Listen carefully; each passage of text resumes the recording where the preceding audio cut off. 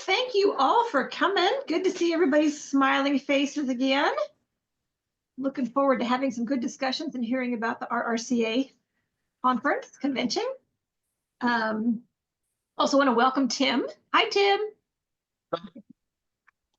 Hello. Let's go ahead and call this meeting to order.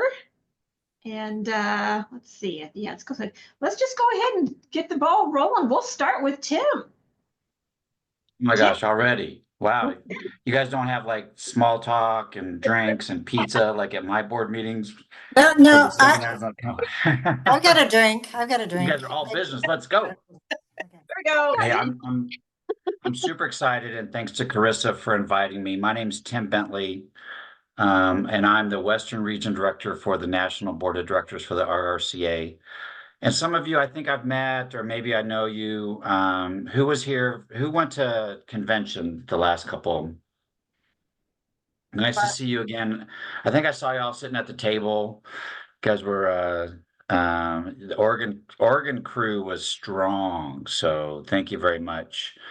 And like I said, I'm a lot like all of you. I'm a past board member for the Southern Arizona Roadrunners. I'm a past president. I was a vice president, probably like a lot of you. I've done a lot of things in my local club. I've done everything from carrying boxes, and I think I heard somebody talk about porta potties. I've set those up, to announcing at races, to running races. So like all of you, I love running in a ton of different ways. So I thank you all for volunteering and being on the board or being a part of your club. I love the way people love running. Everybody finds running in their own way, and they love it in their own way, and I love that. So thank you very much for being a part of your club. So who can tell me a little bit about the Oregon Roadrunners Club or the Oregon club here? Who can give me a quick snapshot? Well, I think Mark and I are probably Mark was a rep. Yeah, Mark was a rep with RRCA, but I think we're the most senior members on the board. But ORRC started back in, correct me if I'm wrong, 1972, because we had our 50th anniversary during the pandemic. Remember that. So it became incorporated in 78. And we put on currently about 10 or 11 events a year. Largest being our turkey trot, which is about we're limiting it to 2,500, not including the kids run, which also has about 200. And Mark does race director for 4 of our events. The second largest being the Vernonia marathon and half marathon. ORRC started a couple of the biggest events in Oregon, Hood to Coast relay, and they also started Portland Marathon. Where do you go? Wait, where are we going? And what else? What are some other ones? I mean, some of them are still going on now. I mean, we're going to Hideaway Park. 30 years. No, So 50 years. 50 years. So it's been around a long time. That's so cool. You guys started Hood to Coast? Yep, one of our former board members. We're going to pass the dog first before we hit the ball. It's very cool. My mom and her husband, this is the first summer in about 8 or 9 summers that they're not in Seaside. Oh yeah. And so they're going to go back. They're taking this year off, but I've been up to Seaside. I love Portland. I've been there many times, and I'm of that era where everybody moved to Seattle or the Pacific Northwest, except for me. So I live here in Tucson, Arizona. In my real life and real job, I'm the executive director of communications and marketing for a large healthcare system called TMC Health, with a bunch of hospitals and stuff like that. But my running journey, probably like a lot of you, I started running in high school, and I ran a little bit, and then I stopped after college, and then I took like 15 years off. But I missed this. I missed the camaraderie. I missed the people. I missed the endorphins on my brain. And I came back to running at probably 20 years ago, and got involved with my local club, the Southern Arizona Roadrunners, which are about as old as you. I think they started in 72 as well. And so they celebrated 50 a couple of years ago. So we are a vibrant club like you. I think they put on probably 12 races, a turkey trot, all the fun stuff, right? And so I have been in the trenches like all of you, with the board and putting on races and all that stuff. And I'm happy to introduce you to the you guys are strong members of the RRCA. Your club is, and you carry a lot of cachet. And so I just wanted to introduce myself. I'm your Western Region Director. So I represent you on the national board, and many of you went to the convention, like we just said. So however I can help you, you let me know. There's lots of cool programs that they do, kids programs, Kids Run the Nation, runner-friendly cities, many things you're familiar with. So if I can help you be a liaison, I can help you do that. Cool. Yeah, go ahead. No, cool. We used to have, Portland did get runner-friendly city status, I don't know, 10 years ago, something like that. And it only lasts, I think, 5 years. So I wasn't sure if the process, if we just resubmitted the same videos that had talked about the same places to run and stuff, if that would. You know what? I'll be honest, when I was the board president of the Southern, I wanted to apply, but it seemed so daunting to me. Like, oh my, I have to talk to the mayor. I have to do all these things. You know, it's quite simple once you break it into pieces. And I'd be happy to help you. I think we could absolutely do that, is maybe kind of repurpose your old one and apply again. Because it's a nice calling card when you go and talk to your public officials or anybody, your people that you're working with in your communities. If you have that as a calling card, hey, we're runner friendly. I mean, Oregon already kind of has a little bit of a cachet. You guys are probably have that, but then to have that from a national organization as well, probably brings a little bit of a cachet to those public utilities and public servants that you're asking for their help. So if you'd like that, I'm happy to help that. I crafted 2 songs, and I've crafted a few others, and it's really just, Carissa knows it's all about content and just telling that story, which you all do anyway, and we can do that, fairly easily. So, if you want to think about it over the next, I think, Chris, I'll have to look. I think the next deadline for runner-friendly cities might be July 30th, and we might want to look at that. And I think there's one in November too. That's right. So it's twice a year. And so if we want to pivot back, we could do that. Cool. And so how big is your club? Is this all the members, or do you have? I think we have we average right now about 750. Yeah, that's like Tucson.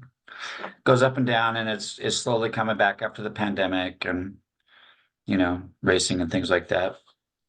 So one of the things that Chris asked me to talk about, and Mark is a former rep, is, Oregon is such a vibrant running community, and there's so many, you're one of probably 11 or 12 RRCA groups, affiliated groups in the state of Oregon. And that's not counting coaches and race directors. So it's a really vibrant state. It's a vibrant group of runners. And the RRCA likes to have ambassadors or representatives in their communities to help further the mission of the RRCA, which is to empower everyone to run. And it's to make running great. It's what you're doing on your local board. You're getting people excited about running. You're being a good steward of running in your communities. You're getting people excited. However you can invite them into the sport that we all love. Hey, do you have a pair of running shoes? You're in. You got running shorts? You're in. There's not a big hurdle to get into our group. So the RRCA likes to have representatives in their community to just be an ambassador, to talk about that, to be good stewards. I like to say that the national board is really doing what you're doing on the local level, but on the national level, being a good steward of running. whether it's advocating for kids running or good board governance, which you do, or elite runners, which we sponsor many elite runners with run pro camps and helping them, make that transition from college to pros, or the insurance program, which I know that you all do, which, is kind of quietly, kind of the backbone, and make sure that you operate safely, that your races operate safely. And if something does happen, you're insured and you're protected. So, I'm I'm the Arizona state rep, which means that I interface with the clubs in Arizona. I'm looking for an Arizona state rep. Anybody want to do the Arizona state rep from Oregon? And Debbie, I see you smiling. You ready? I can see. You can come down here in the summertime. It's only 110, I'm telling you. But we're looking for one thing, and I think Mark was a rep before, is there were state reps. They really have gone away from state reps because people don't really live in states anymore. They live in geographic areas. And so my guess is that you guys are probably pretty tightly woven in with Vancouver, Washington. I mean, that's fairly close, right? I mean, it's just across the bridge, across the state line. So why should a Washington state rep service Vancouver and an Oregon state rep, when like the goals of that community are pretty much aligned? I'm sure you have runners and members that live in Vancouver that come to Portland for races and vice versa. So we are looking, and I've talked to some of you about this. Chris and I have been talking about it. We are looking for a state. I'm sorry, I'm a state rep. We are looking for a representative in your area to work in conjunction with me and the other clubs in the community to further those goals of the RRCA, to empower everybody to run. So you don't have to say yes right now, but if you're curious or if you have some questions, if there's any. What kind of a time commitment do you think that, this is Carrie, what type of time commitment is involved for somebody to take on that role from your perspective? Kind of depends on your race season and your club season, Carrie. Like in Arizona, like I might dedicate, a couple hours a week, maybe at the most 8 to 10 hours a month during busy season, which is November to April here. I might get pretty busy in October, November, December, I'm not an RRCA expert. What I am is really good at, if you have a question, I'm good at connecting you with somebody at the national board or at the national office that can help you. And that's what a representative does, is if there's a question about insurance, or if there's a question about racing, that's a good question. Let me get you up to Mike. Let me get you up to Andy. Let me have you talk to Tim. You're kind of there to be sure that there's ears on the ground. So as you can imagine, probably at the end of the year, there's, clubs are renewing. There are races that are being run, and there's applications for new clubs and things like that. You don't have to be an expert at the RRCA. You just have to be an ambassador, love running, and be willing to, be out and about like you already are probably with many of your running clubs. What qualities in the state rep are you looking for? Is it someone that is proactively seeking out the different running communities, or are they coming to the state rep for questions? I think it's a little bit of both, Carrie. I live in Arizona, which is a big state, and I can't get to Phoenix, which is 2 hours north of here, or Flagstaff, which is 4 hours. So from time to time, I send out emails to the member clubs. Is there anything I can help you with? What races do you have coming up? I'll get back to this racing in a minute. Do you have any questions about insurance? Is there anything, kind of being the eyes and ears of the RRCA, being a conduit to get them to the national office? One of the main things that an RRCA rep does is work to create state championship races within their state. And that's a simple process is working with races around the state, but primarily in communities that are hosting races. There are state racing, there's regional racing, and there's national racing. How many, I think, who was at the state rep again? Who was at the convention? That was the national championship of the 10K, that Mill City, or the, what was it called? The Gear City? I Mhm. forget. Anyway, it was a national championship for the RRCA. So there are racing race opportunities. And I love it because it's an opportunity for me to work with the races and encourage them to join the RRCA, but then also to be a part of that racing championship program. Many of my races that have started as state championship races become regional races, and 2 have become a national championship race. So there's an opportunity to help your local races gain national prominence with the RRCA. And I have taken some of my races from state level championships, and they're on the cusp of national. We've had the National Mile Championship and the National 5K Championship here in Tucson. Okay, thank you. I just love talking about running anyway. I just kind of go around and talk to people. Do you anticipate, does this position have as an expectation of travel?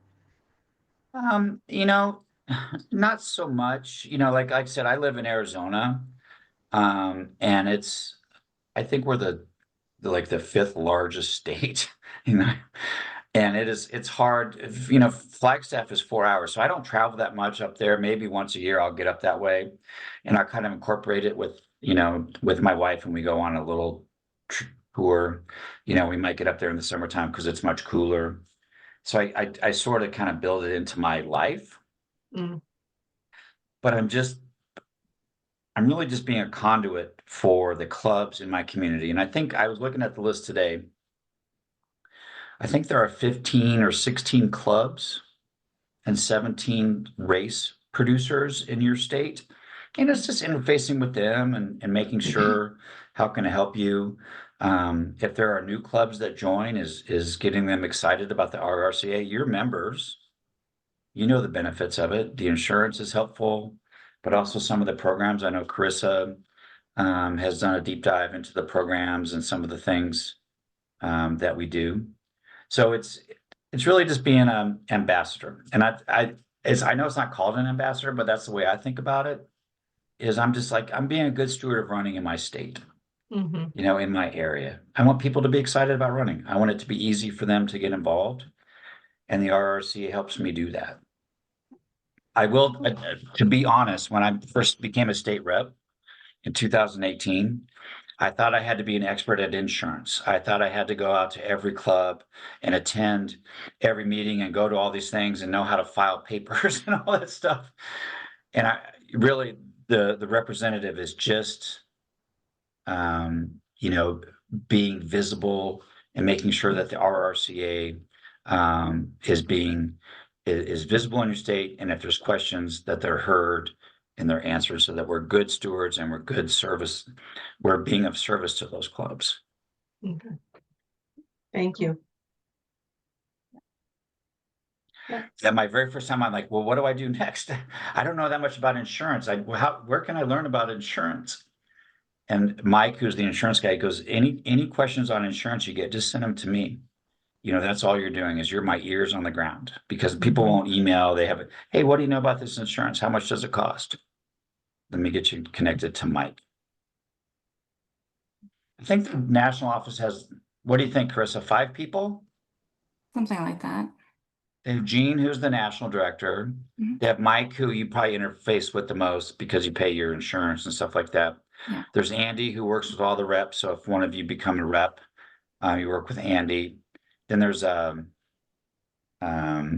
Kids Run the Nation, Lady Erica. Right. Do you have a kids program up there? No, but we use community outreach funds to give funds to programs like Tualatin Hills Parks and Rec and Forest Grove Running Community, who they do kids programs for. We have like, I don't know how many, 6 different recipients so far, ranging from elementary school to high school. So A lot of the Cool. races we put on have kids races associated with them. Yes. Carissa, did you want to apply for any of the awards this year? Did we apply for any championship designations, you mean? The National Running Awards, did you apply for any of those? Oh, no, we didn't this year. Nope. We've undergone a lot of transition in the last Yeah. couple of years, so we're kind of Well, resetting everything. For Vernonia, I did last fall, I applied for Vernonia to be a state and national championship, and that got lost somewhere in the process. So I never heard back from anybody. I want to show you.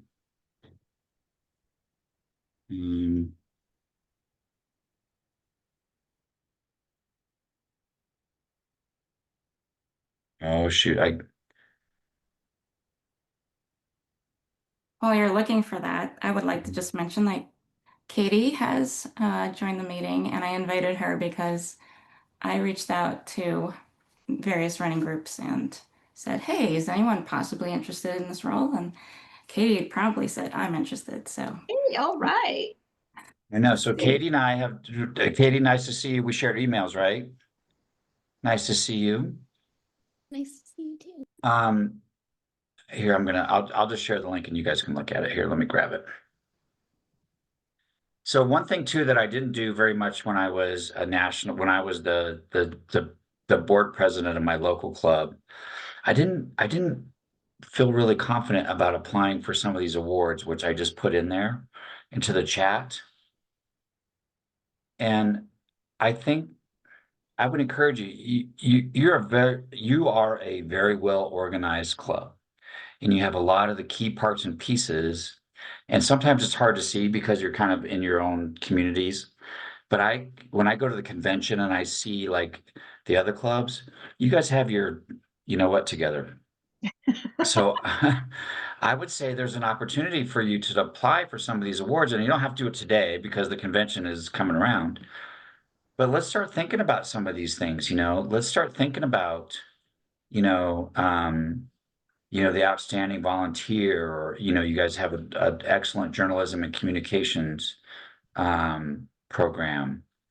Let's not let those go by. If you're going to have some members come, let's apply for some of those things. Let's apply for the runner-friendly communities, and let's celebrate the great things that you're doing in your club and your communities. Because I'm a marketer and a PR person by trade. That's my job at the hospital. Is let's celebrate all the great things you do. And if you win an award or you're nominated for an award on the national level, man, your local media loves that stuff. They love it. So that's just an aside. That has nothing to do with the rep position. But I want to plant that seed in your brain. So Chris, I charge you with that as communications person, is to track on some of those things. Okay. Not that you have to apply, and I know how to apply for them, so I can help. But I don't want you to miss out. Yeah. There you go. And so Carissa said, you guys have won some of those awards. So you've had a taste of that success. So let's celebrate the good work you're doing here. Cool. So are there questions about the RRCA, or some of you've asked questions about the position, or what can I tell you? I'm good. I'm good, but I'm sure we've spent the last 2 years kind of rebooting, year and a half, 2 years. It started in July of 23, kind of resetting and, figuring out all sorts of different things. And I think we're now in an area where we can start to be a little more proactive instead of reactive to things. So it is something that we can start thinking about, I think.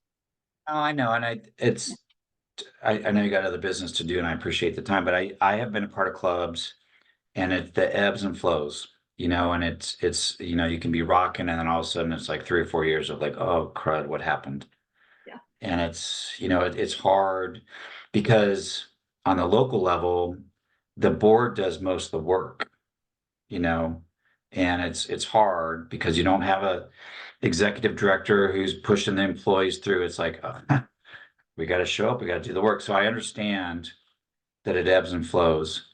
But good and resilient running communities bounce back. And that's what this one has done, you know, because there's passionate people that love running like you all do. I will tell you, Phoenix is totally opposite. Phoenix was vibrant and strong in the 90s and probably was one of the most vibrant clubs in the nation, and it imploded, and it hasn't been the same since. And there's 6 million people there, and it should be a vibrant club, right? And it's just, it's fractured. So the good work that you're doing to repair that is, I see it, you know, and I know because our club went through that in 2018, 2019. And then the pandemic, you know, which everybody had to go through. So, Yeah. Cool. so who's ever, if you're interested or you want to learn more, I put my number in the chat. You can text me or call me. I'm pretty mobile. I can chat most times. If you want to text and say, you know, let me put in my email. Yeah, definitely. Yeah, thank you for coming and giving us all sorts of good information and excitement. about Listen, our- I probably talk too much. I love talking about running. I love talking about all this stuff. So, and that's probably why they give me a microphone at the race. Just go over there and talk. Just Just go and talk. get away from us. Just. I know. So anyway, thank you for doing the good work that you Thank do. you. I really, I have been on these meetings and I have been in the rooms that you all have. So I really appreciate it. I see what all of you do. And I know it's your time and it's, you know, it's the talent that you give. And it's a cliche to say time, talent, and treasure, but it's really true what you do. So thank you. I see it. It's good. Really good job. Awesome. Thank you, Tim. All right, everybody. Thank you. Thank you. My information's there. I'll talk to you soon. All right. Bye. All right, bye. Carissa, thanks for including me. Bye. Awesome. Okay. We do have not a lot of business, but we do have some good business to cover. So I guess the first thing that I will lead off with is approval of the April meeting minutes. And Deb, I saw sent, there were some revision corrections to it. So I know I looked at them earlier today and I saw the corrections that have been put in there. I move that we accept the admission of the minutes from Deb with corrections. Okay. Welcome a second. I'll second that. Okay.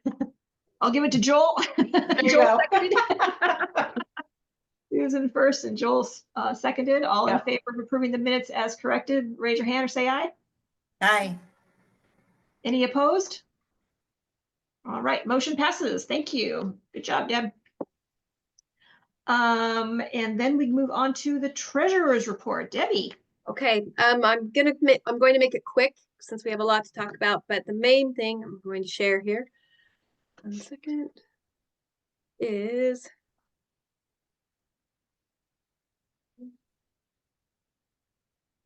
come on. There we go. Okay, the main thing is that I wanted to look at the race income. Let's bring it over this way a little bit. There we go. So, and Deb, I have to apologize. I just got you the requested report for Hagg Mud. Hopefully it's correct, or at least hopefully it matches all your numbers as well. But just let me know what yours say, what mine say. Yeah, The I have a problem. couple of corrections, but I won't Yeah. pick it up Well, now. and if the numbers are way off, that's one thing. But if they're misclassified the way you want them, we can totally do that too. Yeah. Because like I think I said last time, I adopted Valerie's very great suggestion to use classes. And so we're trying to do all the reports by classes. That means we can do them over different years, and hopefully it's all working out well, but it's sort of in the first stages of it. So looks like we're still in the black with the races so far. I don't think we have all the expenses for Vernonia in yet. That's almost there, but so far so good this year. Looking forward to all the other races that are coming up, especially in the fall. I can't wait to see autumn leaves. Deb. Great to see It's gonna be autumn. great again. Okay, and let's see, I'll move down a little bit here. Not too much to say about spending. We haven't spent much this year yet. That's good. So going to see. Oh, I know. I was going to say about the taxes, the IRS levy that they've put on us. We scrambled and we got the information together that they needed.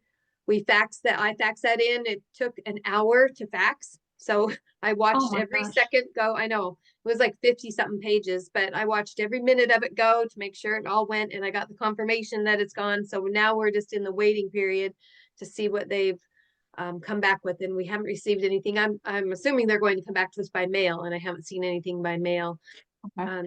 So I will be sure to tell the board right when we figure out what that looks like. Awesome. Anybody have any questions? I do. So with Pumpkin About Ridge, I'm anything surprised to financial this right see. now? Oh yeah. So I'm surprised to see 2,800 in expenses. How do we find out what that is? So I'm one of the race directors, and I'm not aware of any expenses that have been put through for Pumpkin Ridge. So what's the best way for me to know what makes up that number? You can ask me. Can you see me? My screen just quit. We don't see you. We see a picture of you. But you see, my screen just completely Yeah, we went out. see the spreadsheet still. Yeah, I we see the just want to make spreadsheets, yeah. sure. I'm so Okay. candidly, I'm mhm. learning the race directing piece of this, and I'm trying to get a handle with the other race directors on what the expenses have been so far. So Debbie, if you're okay with me just asking, I'll just send you an email. Absolutely. And it's likely, as far as I can remember, it might be shirts that have already, or some apparel that's already been ordered, but I'm not sure. And permits. A lot of times permits are way ahead. Okay, I'll send you an email. Thank Yeah. you. Yeah, I think Eric was ordering medals and more towels, I think. That might Yeah, that might be it. But I will just ask me, and I can't, Okay. my screen just went down, so It's okay. I can't even stop screen sharing. I mean, Oh. it's completely blank. Yeah. So I'm going to shut down. So that was take me out of this, but I'll come back in when this is Okay. okay. Sorry. Thank you. I'll be back. All right. Thanks, Debbie. I'll be back. Okay. Well, that's great that we have this stuff off to the IRS. That's wonderful. Just for the Okay. record, so other people know, the Hagg Mud income and expenses aren't correct. Like, our income was actually only about 21,500. So I have to get with Debbie to figure that out. And our expenses don't include an invoice from Adventure Medics, and it does include the flagging for Vernonia by accident. So we'll get that sorted out. Okay. All right. I'm going to move on to our discussion topics. And the first one is the storage unit keys. I think most people got back to me about what keys they had that kind of matched what I thought we had. The main issue is the very last storage unit number 397, has a special, the lock on it was actually one I think we got from U-Haul. And I went to a locksmith, and because I wanted to make copies for it, because Randy from Dave's Solstice run needed keys. And I had made a copy of it, and I'd made a copy for Valerie, and it didn't work. And it's because the key needs to be slimmer. And the locksmith guy I went to said, this is a special, like a foreign lock. It's really hard to make copies of it.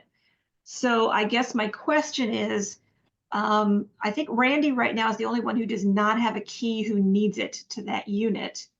And so as long as we can just make sure somebody can help him get into that unit when he needs to, or we can actually replace that lock and we can get new keys to all the race directors and equipment managers. So it'd be easier to make copies as needed. I just wanted to get your guys' feedback on what we should do with that. I think there should be a new lock with keys that work better for all the race directors. Okay. if it's All hard right. to make keys with what we currently have. Okay. Can Do a we, lock.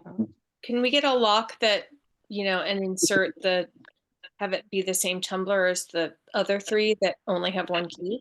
Unfortunately, I tried that and they said no. If at the time that we got the locks, because when we got those locks, we actually said we want keys to match one key to do all of them, and they were able to do that. But then we added this new lock, and they couldn't then add that tumbler to this lock. It has to be all done at one time.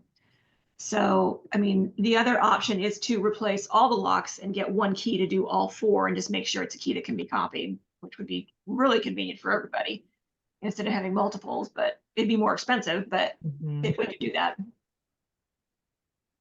How much does it cost?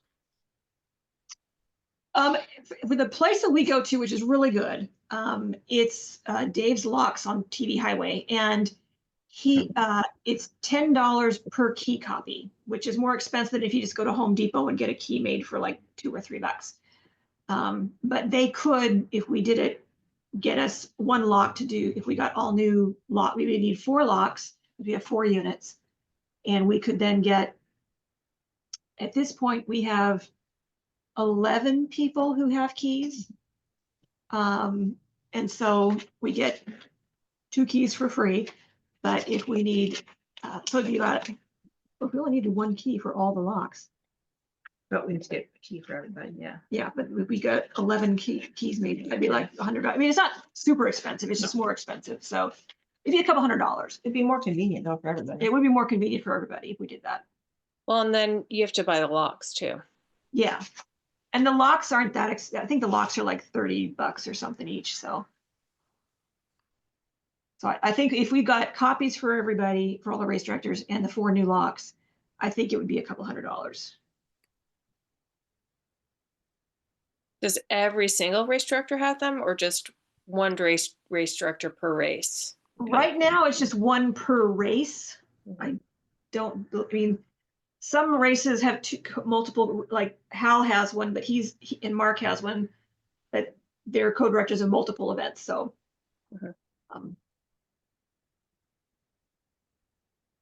I don't know, as long as we can get in them. I mean, like Joel will have to call me if he wants to get in for autumn leaves kind of thing. Right.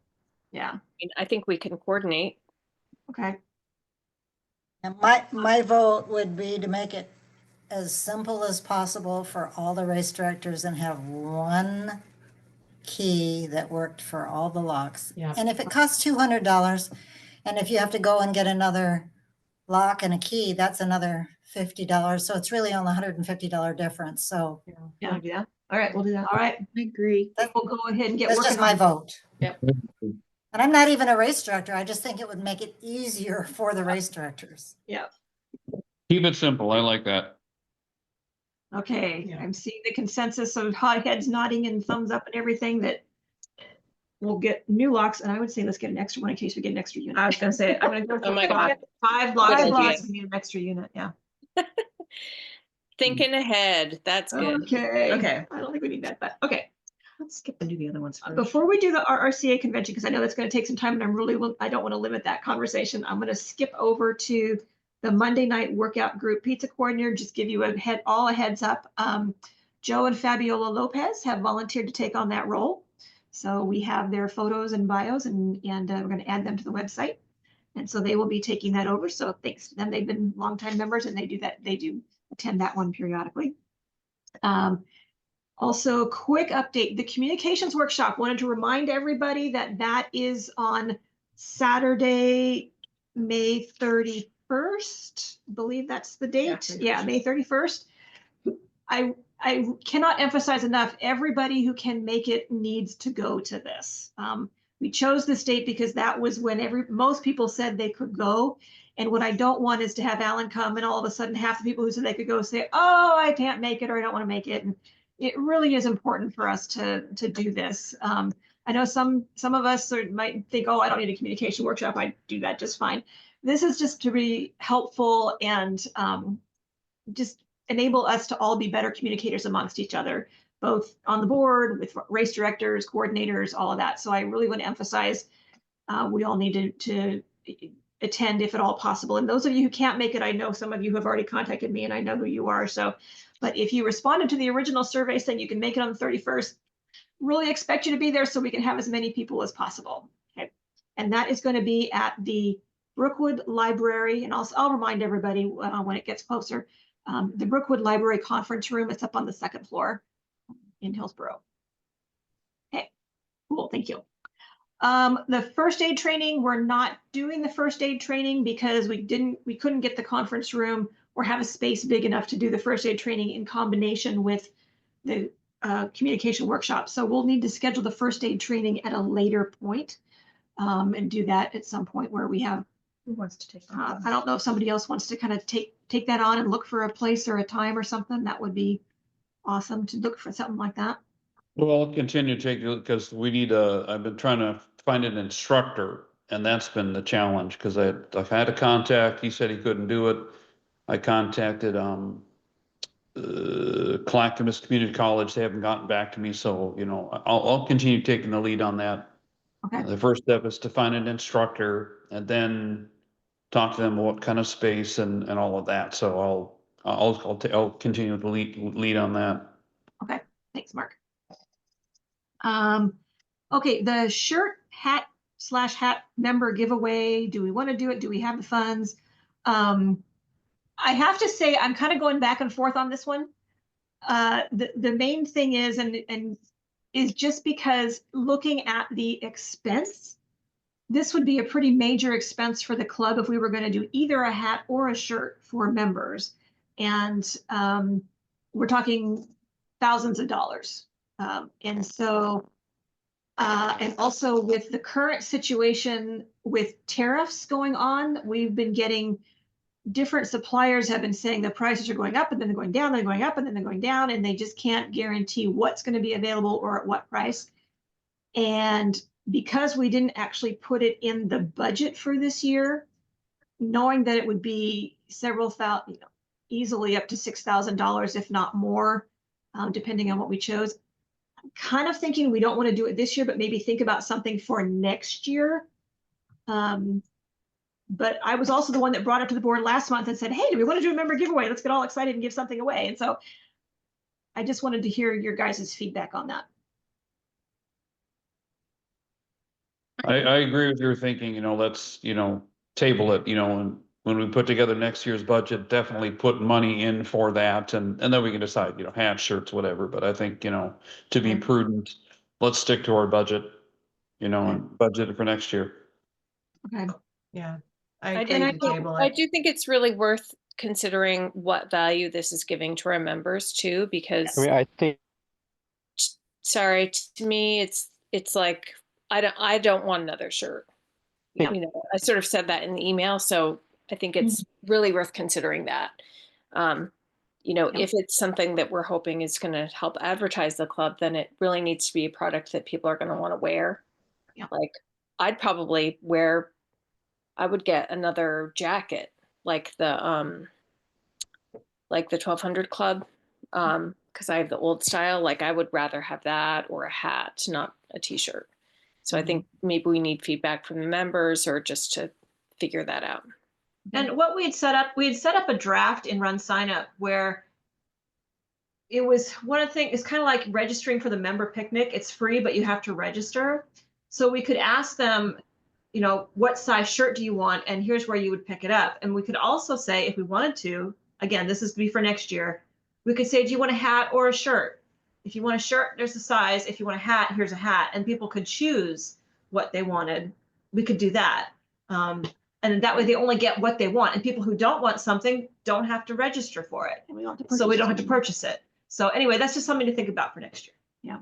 Can I get a little off on a tangent here? But sure. I'd like for consideration in the future some kind of, like I have a bright green vest with ORRC on it from many years ago, but I think it's really important for race directors to have something like that to wear that's really easily identifiable.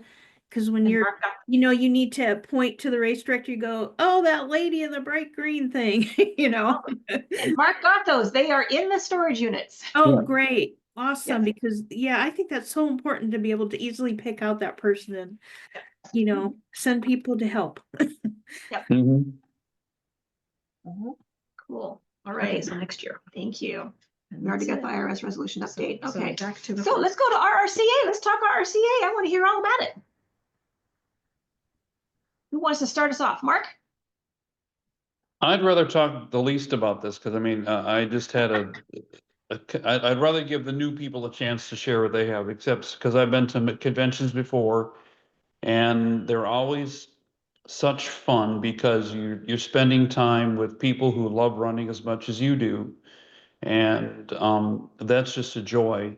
And then I also come away learning so much. I did the information dump, you know, just a few days ago, notes from the workshops that I attended, and it just, you know, I need to go back, you know, in the near future and reread it. Okay, here's what I'm going to pull from it and use. But they're just, I always learn stuff. I always have fun. And then for me, there's the added piece of it was going home. Yeah. You know, I'm actually from St. Paul, not Minneapolis, but because St. Paul's a better place to live. But to be home and to show people around, you know, I was just a couple, we did a side trip. We did 2 side trips, the Mall of America and Paisley Park. For those of you who don't know, that's Prince's home. And it's now been made into a museum basically. And it was an awesome experience to do that. And for me, the other thing I did is that, you know, we always do a morning group run. And on the Friday morning, everybody else ran off to do 3 miles. I looked up on my phone and found out there was a White Castle place just a mile from the hotel. So while everybody ran off to run, I ran to White Castle. And picture me, if you will, because this is what happened, carrying a little 20 burger box through the streets of Minneapolis. And I got back just about the same time most of the runners did and handed out burgers to everybody. So I just felt like, you know, an ambassador for Minnesota to hand that out. But anyhow, it's always a good experience, and this year is no exception. Let's hear from the new people. Cool. Carrie? Yeah, so it was my first time there. I thoroughly enjoyed and felt that the time spent was well worth, you know, being gone from home and going through that experience. I thought that I enjoyed interacting with everyone from our club. I met a few people from other clubs. I appreciated the time and energy that Mark put into making sure that we had all of our arrangements, you know, in order and transportation and showing us, you know, where he's from. So that was very cool. I thought that in general, there was a lot of variety in terms of the topics discussed. I spent more time focused on, I think, the insurance and the liability waivers and risk at races. That's more my background just from a professional perspective. And I came back with, more, I think Tracy, I told you over the weekend, more questions than what I certainly started with in terms of what do we do as a club. And I think that there's some opportunity to go through and maybe refresh ourselves on how are we doing it? You know, are we comfortable that we're, you know, I actually walked out of there kind of scared a little bit because they tell you all the horror stories of what can happen. But in terms of, for instance, waivers and liability, every state has very specific rules and they interpret certain words differently. And they say, don't use templates, make sure that you've had your waivers, you know, reviewed by an attorney and that it fits for your state. They went also down the road of if you have races where parents can bring strollers and children, there's a liability to the club if the children in the stroller have not been registered for the event and something happens on the race course because they're on an active course. So I came back thinking in terms of what is the liability for the club and what are maybe some adjustments that we may or may not need to make. But I found that to be time well spent. Race safety, you know, there was a really great session all about how to make sure that you're thinking about all the things that could happen and the contingency plans for that. You know, you sit there and it's a little bit overwhelming because I'm now learning how to do the race directing. So that gave me some good things to think about. There was a really good session, and I know Carissa went to it as well, about how to engage the Native American community more in running. I thought there were some good takeaways from that. And then the other session that I spent time in was how to grow your organization. And one of my primary takeaways was the use of Strava to tap into younger runners. That tends to be more where they're spending time. So that might be something that, I know Chris has talked about Strava. So I think that we probably need to tap into that a little bit more. And then the other thing that I was going to mention was Run Sign Up. I went to that session, and I know that they're making some changes to the Run Sign Up app with respect to how they handle volunteer information for races, trying to make that easier. How you sign up for events that are not necessarily running events, but they're events that your club is hosting, like an annual picnic or something like that. And then a loyalty program. So if the club offers certain things to their members, they're trying to make a loyalty section that works a little bit easier. So more to follow on that. But overall, good, well-rounded sessions, and I thought it was time well spent. Cool. What about you, Carissa? I took 30 pages of notes, so it wasn't. So I summarized. I'm sharing my link to a shorter version. And if you see that link, you got to look at the last page with a really funny picture. But yeah, there is a lot of information. I guess I'm starting to highlight literally in yellow in that doc some of the things that are highlights for me. Carrie mentioned about waivers that not only the aspect about waivers, but it occurred to me they were mentioning maybe across 2 different workshops that when we have kids runs, if we just register them, even if they're not paying anything, then they're in the system, which helps, I think, extend the liability coverage to them, or at least identifies who they are. So that's probably a really good practice. We're not always doing that. So bibs help identify our participants, which is like a safety thing. So but I think Carrie covered a lot of points about concerns with waivers and safety and liability.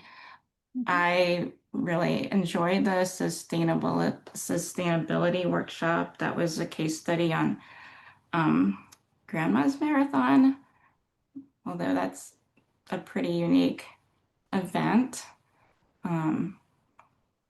There's some definite things we could do. I mean, they do all sorts of things that were just what? You can't do them all, but depends what's available where you are. But things that are easy to do, or just provide bins. So if people want to sort the recyclables and not just trash them, they have that opportunity, and it's, not a big shift for us. Oh, looks like Daniel Brewer is joining. So there are easier things we could do for sustainability that I would like to see us do if we could consider that. I did go to the workshop on partnering with Native Americans, Native running organizations, and I thought that was amazing. Bruna Volker is kind of well known, and I have a lot of notes on that too. But cool. I mean, actually, I know Katie, who's our guest today, because I'm connected with a Trail Mixed group that's local. So I've never, it occurred to me, I haven't really mentioned that to you guys. So if we want to be, say, committed to offering free race entries to BIPOC women, you can tell me, and I can see my connection with them, promote that, for example. There are things we can do that I haven't thought of pushing more. So, okay.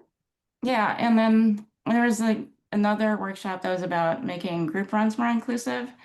I took a lot of notes on that. that was really cool, I thought, because we have so many running clubs here locally. Some of them are about fast people, and I like our Road Runners Club because we have more of an emphasis on like not speed, but just trying to include everybody. But this talk really focused on how you can be a lot more intentional about that. And I thought that's a good thing. You know, if we wanted to, we could try some of those things too. So Cool. I don't know. It's like so much. I don't even know what to focus on, but there's my huge document, and I can Cool. talk about it or answer any questions if you have any. Cool. Deb, what about you? This was the second time for you, but you went with a different perspective this year.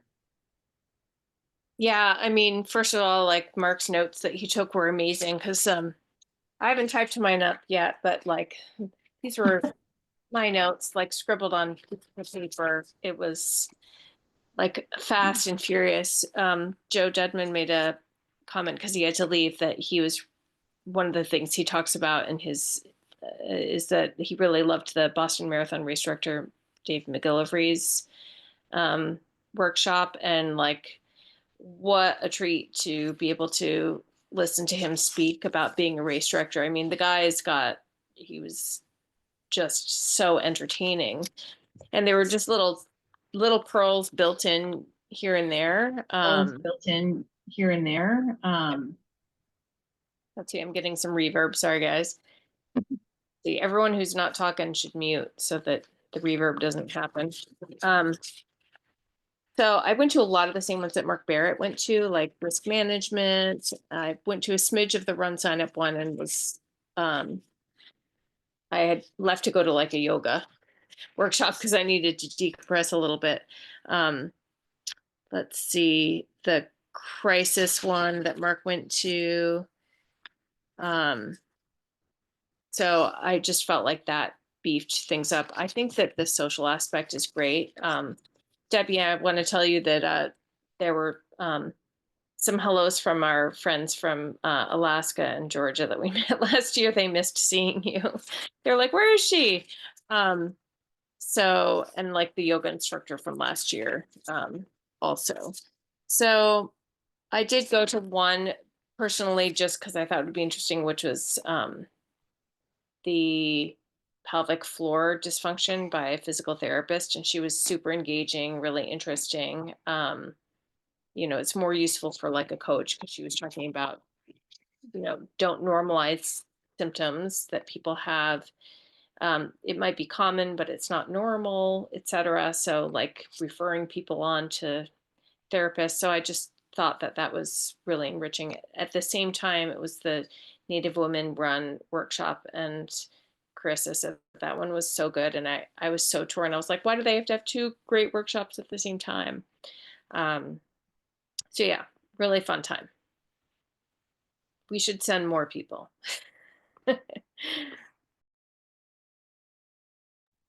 Mark Takazawa, what about you?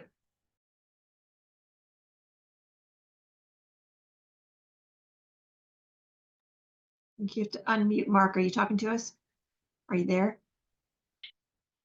I would like to interject. Who were the attendees this year?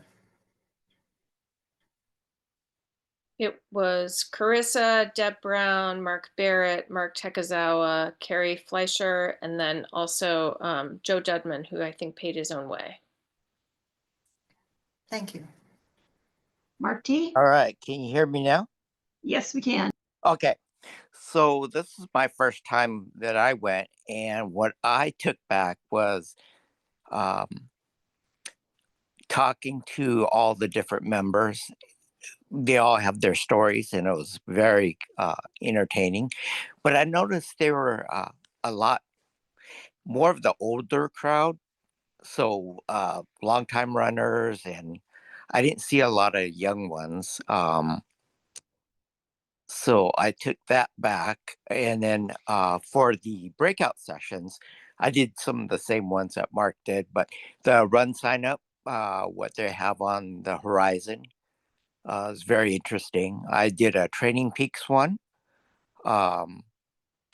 and they had some things of how to coordinate the different types of systems like Strava and training and all these other things, so you're not connected to like 3 or 4 different things, but how they could eventually all interact together.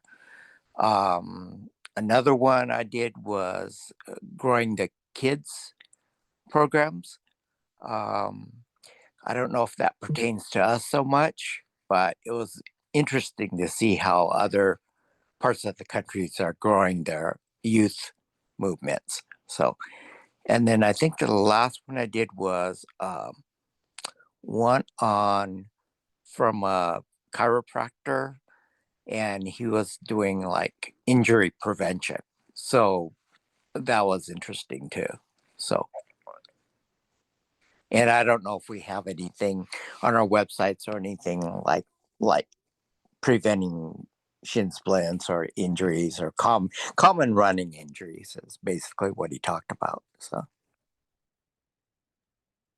Yeah, I don't think we do, but boy, this all sounds great. I loved all the pictures that you guys sent back too. Those were great.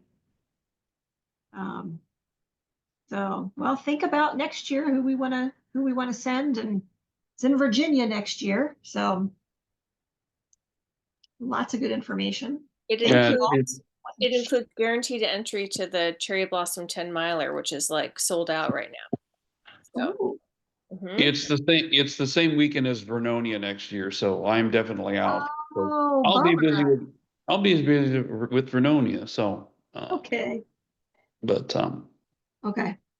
Well, and that's a good segue, Mark. Event recap, Vernonia.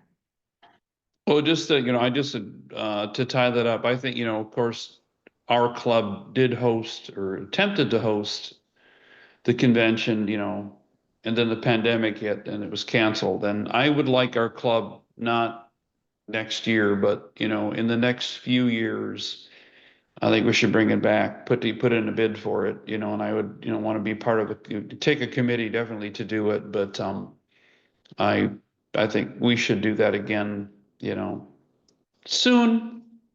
When we have enough people. I retire in a year, so I'm gonna have too much time, so I'll be all doing kind of stuff. But anyway, because I think it's how can I say, like our RRCA conventions are a way for people to show off what's good about their state, and I think we have so much out here in Portland and Oregon that we can show it off, so down the road somewhere.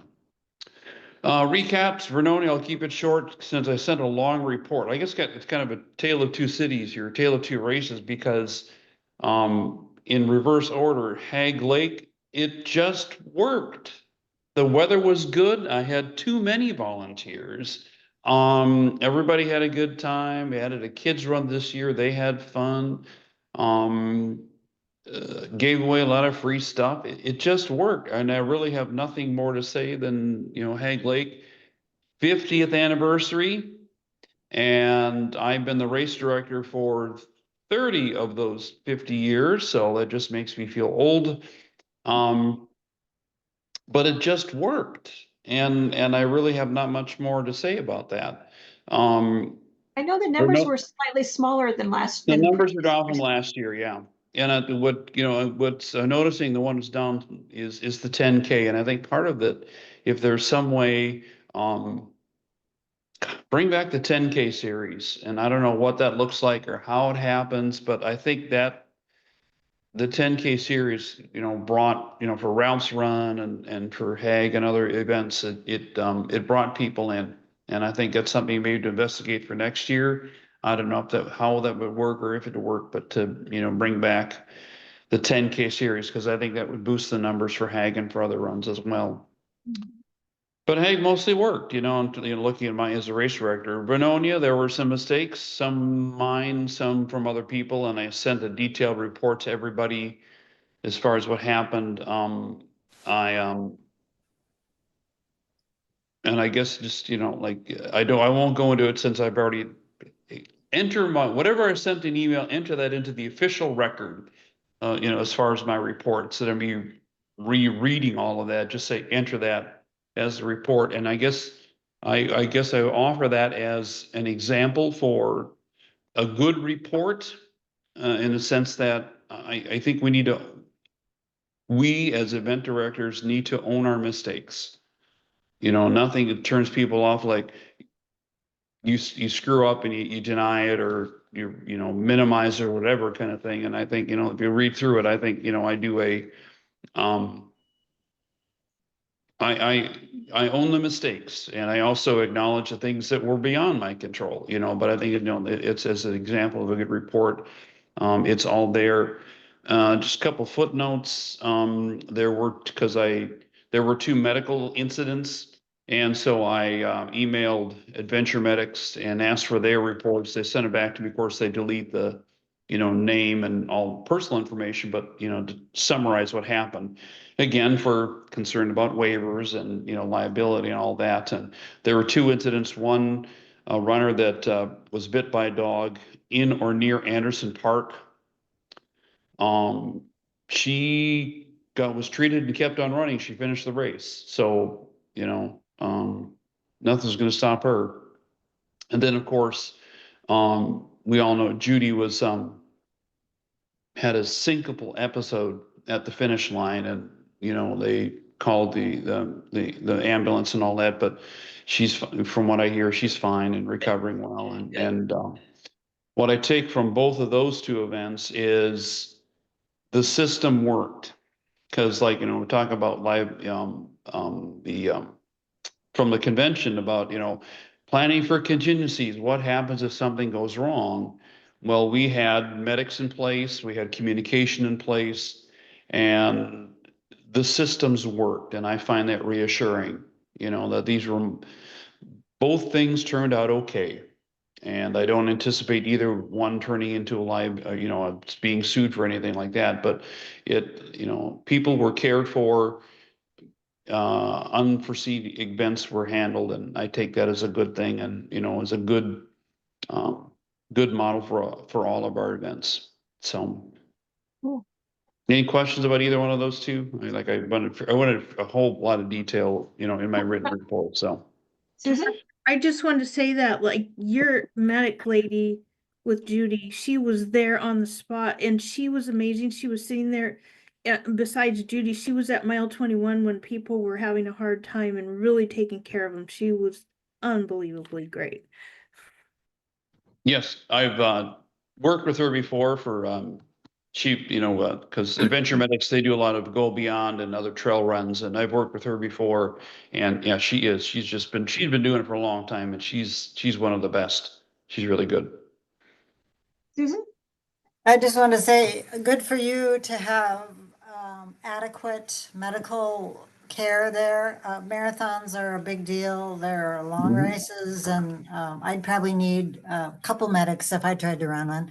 But I just read in the paper in the Oregonian a week or two ago that there were two races this spring. One was I believe the Corvallis Marathon, and one may have been the Eugene. I don't remember what. And they're both half marathons, and a person died in each of the races. Wow. Yeah. And they were young, and they were young runners that had trained for their half marathons, and they both died, and they were, I think, in their 40s, maybe 30s and 40s. One was young. So Yeah. you've got, you know, good for you to have two medics, you know, have medical people there. You've got to do it. You've got to take it seriously. Yeah. Mm-hmm. Yeah. And the ham operators worked really well at where we were at our aid station as Yeah. well. Yeah, So they were great. I love hams. They're awesome. Cool. Well, All right. So then the next thing, just some updates on some upcoming events. Dave's Solstice Run is humming right along. I think Carrie just sent out a request for volunteers. I've had a meeting with Randy. We went over some stuff, and also showed him the storage units. So he knows where everything is, and we were talking about awards and stuff like that. So that's moving along just fine. Duel. I feel really bad because when Kim volunteered to take this on as race director, I said, this is one of the easiest events ORRC puts on. And she has now had 3 places. We confirmed that we could do the event there, and then they've canceled on her. And so she's still trying to find a location. It was going to be Catlin, and then they were going to have construction on the inner soccer field, so we couldn't do it there. Then it was going to be Cleveland, and then Portland Public Schools had budget issues, and so they canceled every events after 6 p.m. that were not school events. And then she got another Lake Oswego, and she just got notified today that they canceled on her today. So I don't know what the reason is, but she's looking. We're going to look at the one park that she had mentioned before, Daniel, the Fernhill, I think. Fernhill? Yeah, Fernhill. I think she had forgotten about that one. So I said, remember that one, try that one. And she was also going to try Milwaukee, but she's a little frustrated with that. So where's Fernhill, Daniel? 42nd and Killingsworth. It used to be, for all of us old Portlanders, it was Adams High School back in the day. Okay. And they tore down the school because it was built on Freon. But the track facility they maintained. And so it's in a decent neighborhood. Not a whole lot of parking, but there's a lot of street parking. Yeah. So I mean, it's not awful. Yeah. I think that you could probably get a permit at Dunaway, and if there was more than 8 parking places, I would say go there. That's where it started. But I mean, the only other option I could think of if she can't find, Milwaukee's always been open, but they're just hard to get a hold of. And then the only other one on track I know of in town that's easy. Well, you can always go to Sylvania. You can always try Sylvania, but I would consider Lewis and Clark. But she's been kind of hounding Lewis and Clark from the beginning, I think. So she's been really good about trying everything. So What happened with Catlin Gable? They're having construction on their soccer field, and so the first 4 lanes would not be available to us. We'd have to do it in the outer 4, which just won't work. We're good for the following year, but just for this year, it's an issue. Too bad. I love that venue. I'm really sad that Cleveland didn't work out, because I really think that it's an ideal place, and we used to hold our weekly runs there, and they know us there, and the athletic director was very apologetic and but you can't beat City Hall. So, The track is better at Dunaway than Fernhill, but the track is way better at Dunaway. But they had I used to do my track workouts at Fernhill because I live in North Portland. You have to dodge the acorns coming down from the oak trees at the north end. Will we have that in late July though? Oh, they're on the track. They just litter the track. We'll get a broom out. We'll get a broom. I see. I feel like PCC Sylvania, they're just such a pain to work with, but they might be open. And she just has to remember that track is not metric. So you don't have the runoff at the beginning of the race there. You have the runoff on the 10K. So but that's another option. I mean, I'm sure she's tried it. I've been in contact. She's tried pretty much all of them. There's always a way to run this race, but we better have a track. And the one place I was going to be was Concordia, and one of you twin sisters used to work at Concordia, I know. No. Well, they I think they got rid of their track. Yeah, they did. They turned it into a complete soccer venue, and their track has now been. They took the track out and made it just more space for a soccer venue. So, because it would have been perfect, and they don't have that anymore. So, good luck. What about some high schools that are kind of Beaverton or West Side? Well, we did the Orc Mile one time at Hare Field in Hillsborough. Yeah, I know where that is. And it's a wonderful facility, and I think you can get it. But how far do we want people from the east side to go? That's the thing. We have to start at 6:30 if we don't have lights. And so, even from downtown, it's an hour. So heck, from my house in Bethany, it's half an hour. So, I'm over here already, and it's a half an hour for me. So, And that one race was pretty much only attended by East Siders. Yeah. And or West Siders, I mean, West Siders. So it pretty much cut off half the city, and I don't, you don't want to do that. So Yeah, I think she's pretty important. but I mean, it's a beautiful facility. We should do something there someday, but I mean, certainly it's not a on a good weekend thought. evening. It's a good thought. Like Sunset High School is probably one of the closer ones. Good And luck with if you can do that, then you'll get my ever loving respect. They gave me every excuse from too many pine needles to and the thing is it has 4 open entrances. I think we could just put the race on there and nobody would even know it. It would be perfect, and good luck. If you can get it, then you'll have my respect. And Liberty High School is right off of Highway 26. It's right there at the corner where DEQ is. That would be It's not awful. easy access. It's not awful, and that might be an option. It's not awful, and we already have a relationship with Liberty. Aren't we giving them some money for Yeah, Liberty Fit, their program. So yeah. let's So we should talk to Liberty. Liberty. Yeah, you beat me to that. We'll have to bring in the Yeah. So we'll continue to give her some ideas, and hopefully she'll find something. But right now she's working on a couple different options. So we'll see how that goes. She won't have any trouble. It's the easiest race ever. Oh, I know. Liar.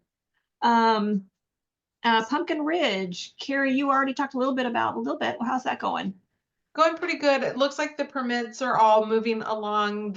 I checked in with Hillsborough School District and they said they had everything they need. And so we're just waiting for North Plains and Washington County to confirm. I have a meeting scheduled with Hal and Eric for the 19th.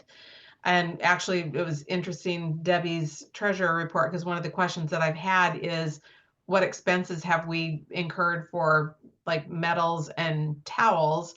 And I did see some activity from the towel vendor. Well, actually both metals and towels talking about tariffs, and they've not ordered our metals yet, but they're thinking about going ahead and doing that because of it looking like the tariffs in China are coming down right now. So it is something to think about. I think my biggest concern, and it's probably something for next year, is that the metals and the towels are apparently that were ordered are exactly what we had last year. So if I was a participant and I came back and I got the same metal and the same towel, I would not be happy, but that was something that happened prior to, I think, my involvement. So I think that's something that we need to talk about in terms of, are we just giving away the same things? I don't think that's a good spend for the club to do that. And I don't think it's good for the participants. So right now I'm focused on what are we going to do for food, and just really get between myself, Hal, and Eric, what is everyone doing? It's a little bit unclear as to what each of us is doing for roles and responsibilities. So that's my next step, but permits seem to be going really well. So, okay. Cool.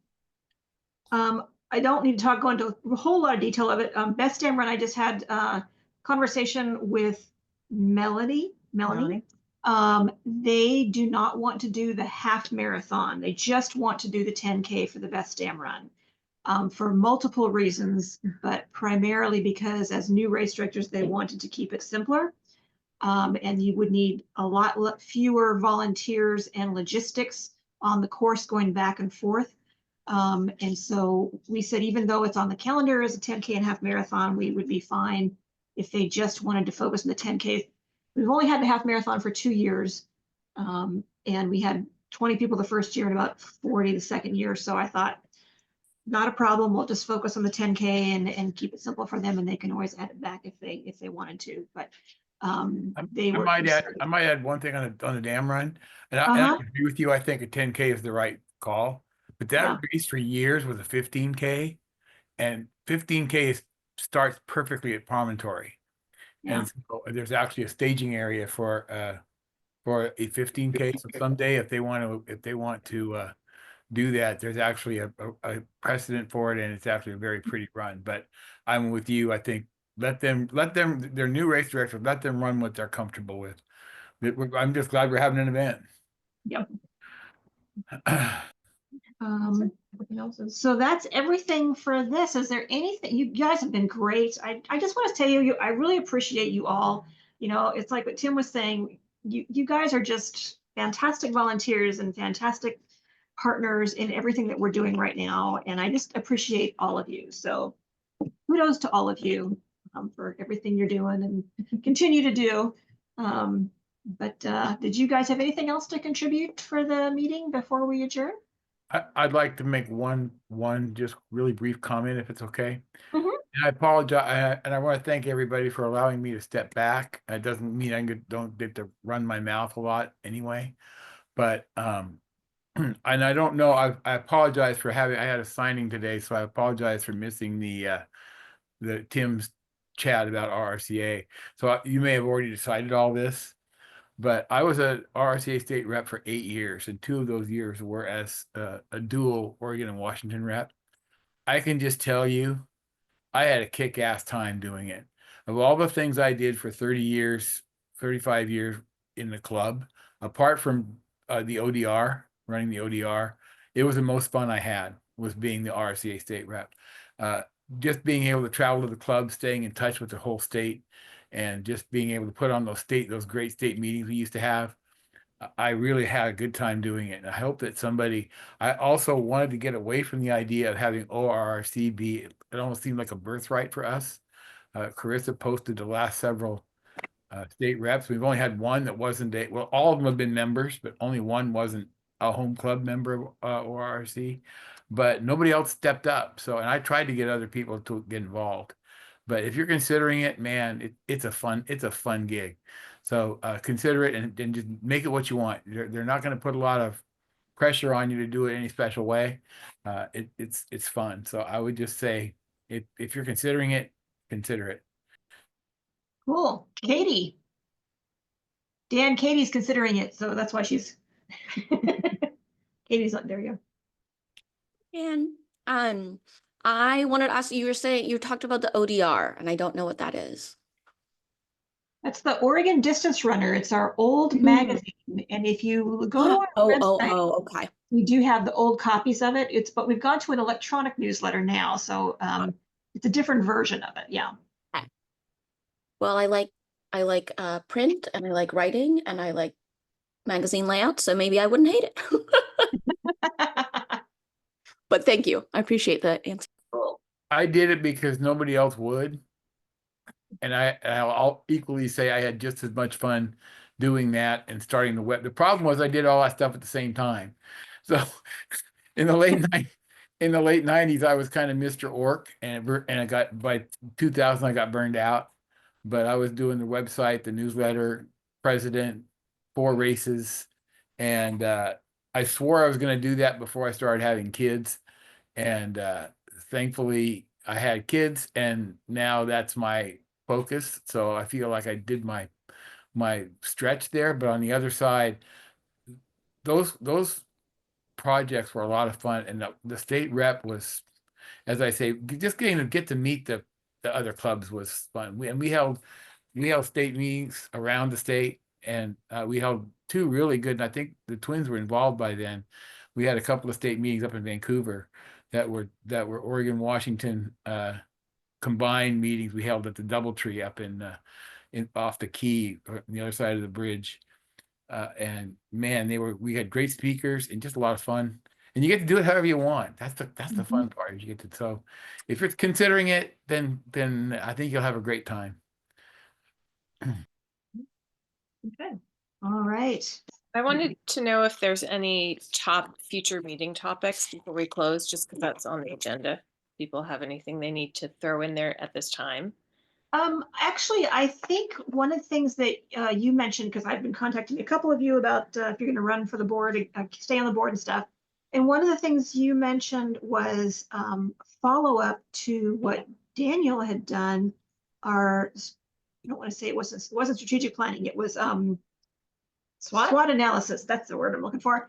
And maybe spending some of June meeting kind of revisiting that and seeing where we are, to see how we've progressed and what's kind of been accomplished, what still needs to be worked on, what's dropped by the wayside, or just kind of see how we're doing on that and if we have anything else we want to add to the list or something like that. So that's what I was thinking about for June.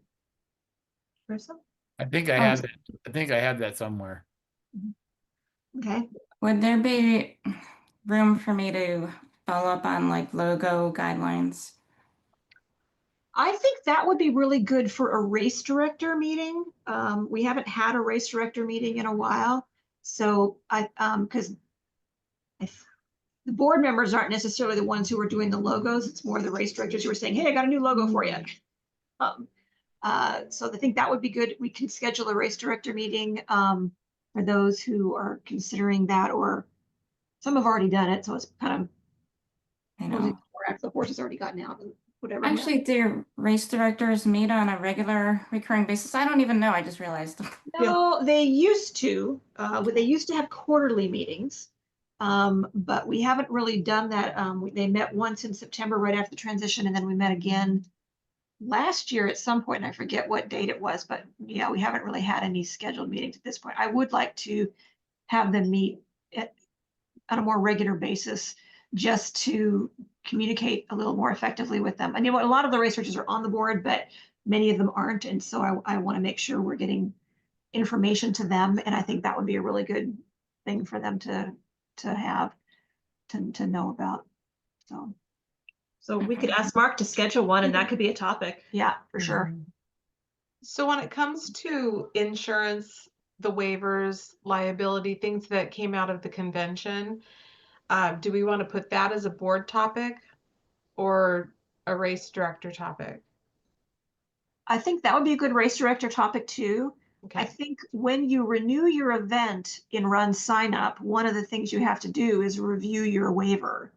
And the waivers we've been using, I feel pretty confident about the waivers we have, only because I know Stephen and Hal and Alan were really focusing on standardizing them, but also making sure they were in compliance with RRCA's waiver statement. So I think it's important maybe at the race director meeting to remind the race directors, when you're renewing your event, be sure to look at the waiver, make sure it's still accurate and pertinent, and if it needs to be updated in some way specific to your event. Or we can ask if we want to have a kids registration so they can have. Yeah, I think most of our events who have kids runs do have the kids register for it. I know that Mark Barrett did not have kids register for his kids run. That was a new event because they never had a kids run at Hagg Lake before. Right. And he did not have them register. He just had them show up and do it. Yeah.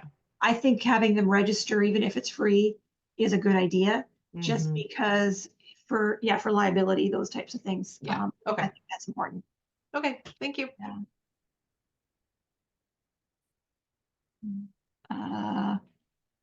Can I ask a quick clarification question? Sure. Best damn run, are we definitely not having the half marathon then? Correct. The last I talked with Melanie, they were going to drop it. Okay. So I haven't. They have not. Have they renewed their website yet? They haven't. No, they haven't. They were still finalizing their run signups, and as I was walking her through how to do everything. So once they bring their registration up live, then we'll know for sure. But I'm pretty sure they were going to drop it. Okay.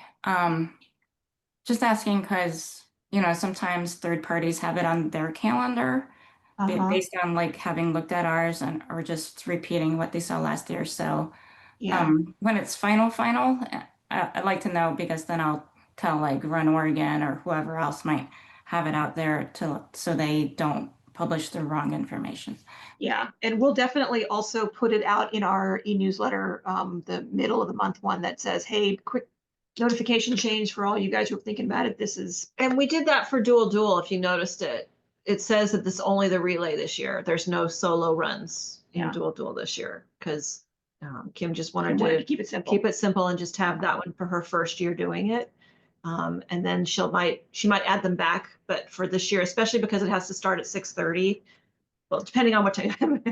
So we're just going to start it off and go. So she'll have a kids run before it start, and then start the relay. So right. So no mile, no a solo 10K. Not this year. Not this year.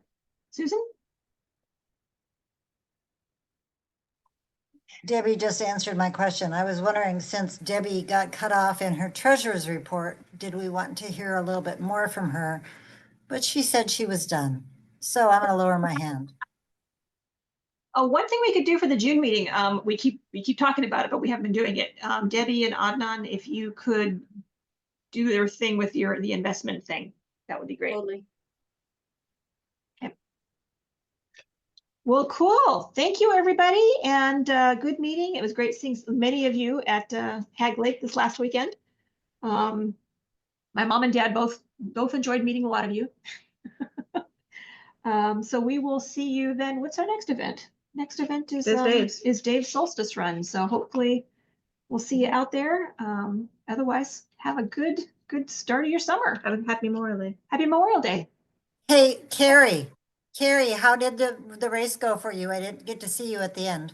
Well, the race went just great. My body is still feeling it. So it was a very good race. I've never done the Hagg Lake run before. And I was doing more walking, getting ready for Portland to Coast. And I will tell you that my shins are not very happy with me today. So. There's just a couple of little hills, aren't there? Oh my gosh. Actually, you know what? It's a great training run I kept thinking of Hood to Coast, Portland to Coast, and all the hills. So I was glad to do it. And I had to get back into my routine. So it was good, and I will do it again. So it didn't scare me. It was good to see you there. Yeah, thank you. We heard Thanks. some volunteers describing the course. He goes, 5K, 14 minutes would be too fast for a 5K, especially on this course. And the one kid goes, oh, but it's a pretty flat course. And I'm like, no, it's not. It wasn't. There's no flat anywhere on that course. It was not flat. I don't think it was ever flat. I No, don't think no. my body did not feel that it was ever flat. It was either downhill or uphill the whole time. It was good though. It was a great run. And it was a great weather day, and everybody seemed actually quite happy to be there. Yeah, so it was good. Yeah. So, Cool. all right, everyone. Bye, everybody. Bye.